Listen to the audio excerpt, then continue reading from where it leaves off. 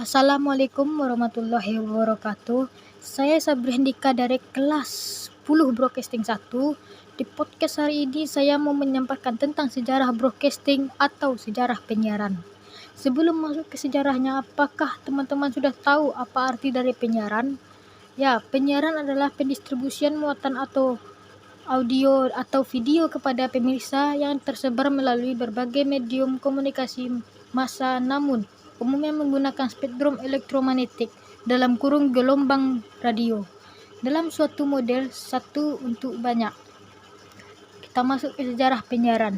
Sejarah penyiaran tahun 1925, pada masa pemerintahan Hindia Belanda, Prof. Commans dan Dr. de Groot berhasil melakukan komunikasi radio dengan menggunakan stasiun radio di Malabar, Jawa Barat. Kejadian kemudian diikuti dengan berdirinya Batavia Radio, Vereniging, dan Nirom.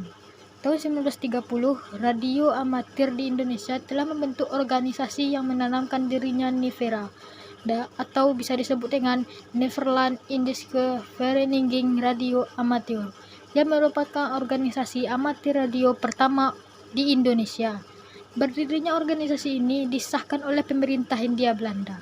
Masa pendudukan Jepang tidak banyak catatan kegiatan amatir radio yang dapat dihimpun. Kegiatan radio dilarang oleh pemerintah jajahan Jepang, namun banyak di antara yang melakukan kegiatan di bawah tanah secara sembunyi-sembunyi dalam upaya mendukung perjuangan kemerdekaan Indonesia.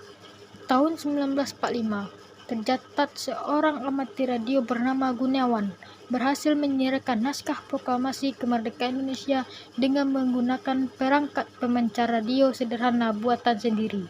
Tindakan ini sangat dihargai oleh pemerintah Indonesia. Radio milik Gunawan menjadi benda yang tidak bernilai harganya bagi sejarah perjuangan kemerdekaan Indonesia. Dan sekarang disimpan di Museum Nasional Indonesia. Akhir tahun 1945, sudah ada organisasi yang menanamkan dirinya PRI, atau bisa disebut dengan Persatuan Radio Amatir Indonesia.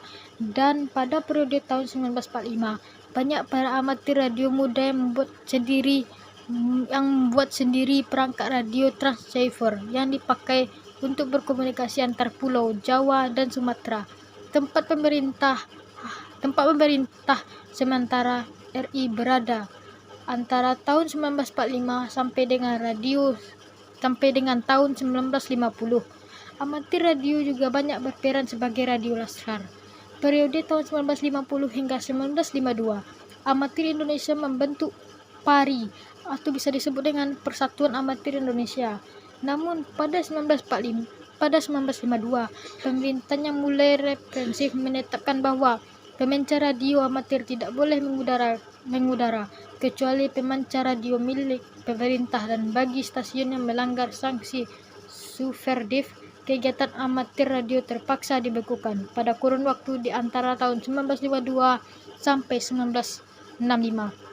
Pembekuan tersebut dengan Undang-Undang Nomor 5 Tahun 1964 yang mengenakan sanksi terhadap mereka yang memiliki radio pemancar tanpa pihak yang berat. Namun, di tahun 1966, seiring dengan runtuhnya Orde Lama, antusias amatir radio untuk mulai mengudarakan kembali tidak dapat dibendung lagi. Tahun 1966, mengudarakan radio Ampera yang merupakan sarana perjuangan persatuan aksi dalam perjuangan Orde Baru. Muncul pula berbagai stasiun radio laskar.